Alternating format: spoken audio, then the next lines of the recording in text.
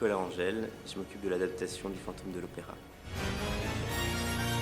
J'ai écrit et réalisé des courts-métrages qui travaillaient la forme de la comédie musicale. Ça fait 10 ans que je travaille cette forme, donc plutôt pour le cinéma et la télévision. J'avais 12 ans, j'ai acheté un CD d'Andrew Lloyd Webber sur lequel il y avait des extraits du Fantôme de l'Opéra.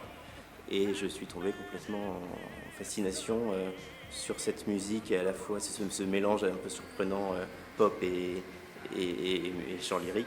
Depuis toujours, je m'étais dit qu'il serait très pertinent qu'il y ait une adaptation française de ce spectacle, et du coup c'est quelque chose auquel j'avais réfléchi, et de temps en temps, si j'avais une heure perdue comme ça, je m'amusais juste à traduire une des chansons, voir ce que ça pourrait donner.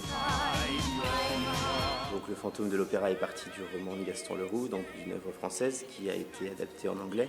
Et là, il s'agit de ramener le fantôme dans sa langue originale. Donc mon souci principal, c'est d'être très respectueux de la langue de Gaston Leroux, qui est hyper particulière, qui est faite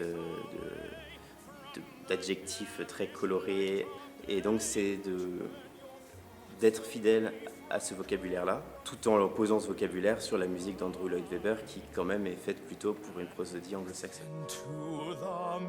J'ai contacté Stage pour savoir si je pouvais postuler pour l'adaptation. Et ils m'ont envoyé 6 textes et m'ont donné 15 jours pour proposer une adaptation de ces 6 textes. Ce casting de l'adaptateur s'est fait de façon anonyme, à savoir qu'on avait un numéro. Et donc ça s'est passé en 2 tours. Il y a eu un premier tour à la fin duquel ils ont choisi 3 propositions. Et ensuite, ça a été envoyé à l'équipe créative anglaise. Là, la grande chance qu'on a eue, c'est que Charles Hart, l'auteur des textes, parle français, et du coup qu'il a choisi en lisant directement nos adaptations.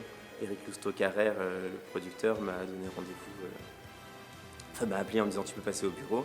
Et quand je suis arrivé, il y avait l'équipe créative anglaise qui était dans le bureau et qui en fait ne savait pas que j'étais pas au courant que j'avais été choisi, et du coup on commençait à me parler de la façon dont on allait travailler, mais sans me dire que j'avais été choisi. Et moi je me suis mis à paniquer en pensant que c'était encore une étape supplémentaire du casting et que j'étais en entretien d'embauche, quoi.